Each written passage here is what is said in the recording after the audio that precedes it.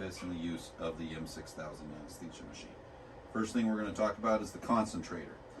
On the back of the concentrator is a filter that needs to be cleaned on at least a monthly basis, maybe more often depending on how much hair is flying around the hospital. So you're going to just take this off and remove the filter. This filter can be washed, but if you do wash it before you put it back on, you want to make sure it's completely dry. I do know people that will vacuum it or even use a lint roller. After you clean your filter and wipe down the cabinet, you can put the filter back on, and then the cover will snap back into place. After that, you will want to put a tank on. You have oxygen filled by an outside company with a pressurized tank. You're going to use this tank for two reasons. One is backup oxygen, and then also if you need to use the flush button, the oxygen will be pulled from the tank. So there are two holes here which line up with the pins on the yoke. There is also a washer. This gold and black washer is a high-end washer which can be used for multiple uses.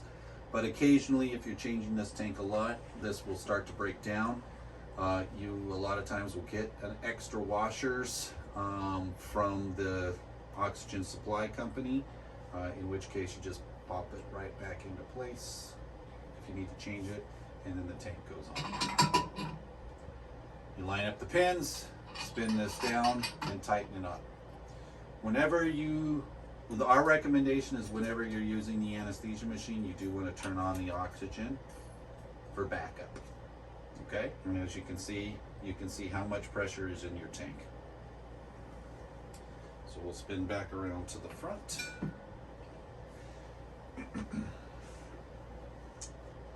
This is the switch that switches between main and auxiliary. Your oxygen concentrator, when it's turned on, will alarm for 4 reasons. It will alarm if you lose power. So if your lights go out or if somebody kicks out the plug. It will alarm if it overheats, which is rare to happen on the anesthesia machine itself. It will alarm if the percentage of oxygen drops below 85 to 87%. So any doctor who's worried about whether it's putting out a proper amount of oxygen percentage, you can let them know that it will alarm if it drops below those numbers. And then the final reason that the unit will alarm, and the most likely that it will happen, especially at the beginning of use of the machine, when you're learning to use the machine, is the concentrator is always producing oxygen. And so if it's producing oxygen and has nowhere to put it, it will start to read that back pressure and it will alarm for that back pressure. So whenever the concentrator is turned on, you're going to want to have the oxygen flow meter turned on. And so what that means is it's different than using an anesthesia machine where you have piped oxygen or oxygen from a small E-tank, because in that situation, at the end of the procedure, you're always turning this off. But if you turn this flow meter off and leave this running, after a couple of minutes, this green light is going to change from green to an orange, and then a few minutes later, the concentrator will start to alarm. So again, whenever this concentrator is turned on, you're going to want to have the oxygen flow meter turned on as well, which is fine as long as you don't have your vaporizer turned on and putting ISO into the room. Again, if I was to lose power and the unit alarms, I can switch to my backup oxygen, and now I'm pulling from the tank. So right now we're going to use oxygen from the concentrator. One thing I want to emphasize on this anesthesia machine is that the flush, if I hit the flush button, it pulls from your backup E-tank. So if your E-tank is not hooked up, empty, or turned off, you will not be able to get any flush from your anesthesia machine. So again, the way this is piped is that the concentrator goes to the flow meter. The backup O2 goes to the tank, and in either position, the flush is hooked up to the tank. The vaporizer is a Tech 3 vaporizer. If you used an anesthetic vaporizer, you've probably used this before. To fill it, you're going to remove this cap. Occasionally, you want to check your drain ports, because at the bottom of this right over here, there's a little hole. If I flip my cap over and set it onto the post that's in there, and I turn counterclockwise, it'll open up the drain port and ISO will flow out. But it's sometimes with vibration and moving the anesthesia around and stuff, it can loosen up just slightly. So you just flip the cap over and turn it clockwise and just make sure that everything's tight. And then you would fill ISO into your vaporizer. Once it's full to the top of the line, you'll stop, put your cap back on, screw that down tight. The next thing I want to talk about is your absorber. Now, the important thing about the absorber is that all of your absorbers have safety pop-off valves, and your universal control arm, which we'll talk about in a minute, has a safety pop-off valve. The safety pop-off valve is a pop-off valve that cannot be closed off to your patient without you standing here pressing this button. The difference between the two is that if I leave my wheel open in the open position and press this button and squeeze the anesthetic bag to give the animal a breath, and I squeeze above 20 centimeters of water pressure, this pop-off valve starts to release, so it's harder for me to overinflate the lungs. If I want to go higher than 20, or if I want to do a high pressure check, I can close the pop-off valve down. It is still open until I press the button, but as soon as I press this button, I can occlude to any pressure.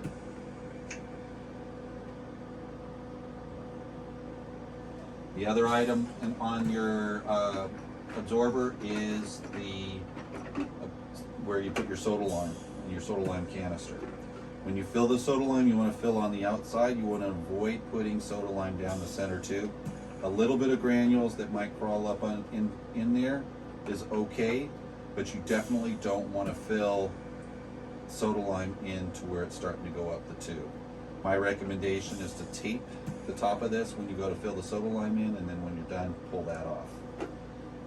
Then this just goes back on, and once lined up, it will thread right in. Okay? And then finally, we have a universal control arm. This is a non-rebreather. So basically, instead of having just a basic non-rebreather where you can't see pressures and you don't really have a real pop-off valve, you would have this. And to hook up that circuit, you're going to hook this up to the front, and you're going to have your supply tube that goes from your oxygen. And what we're going to do is this goes to your common gas adapter, which is this piece here. Disconnect that and connect up to there. And then if you're going to use this, you're going to switch from the rebreathing head to the non-rebreathing head. And as you can see, this would hook up to your small patient.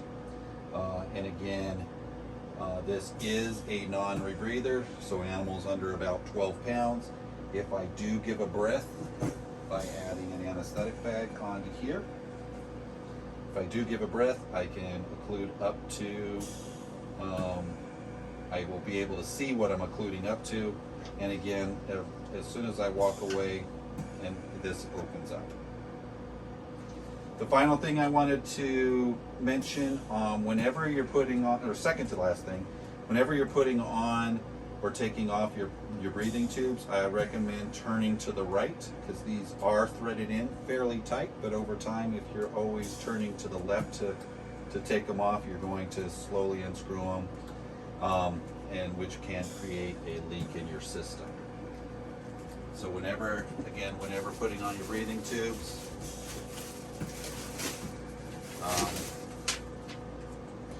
you're going to put the inspiratory inhalation side there, exhalation side on there. Hooks up to the animal, but then when you're going to take them off, I recommend turning clockwise to pull them off. Clockwise to pull them off. And then the final item is your F-Air canister. If you haven't used an F-Air charcoal canister, there are instructions on the side. These things do get used up.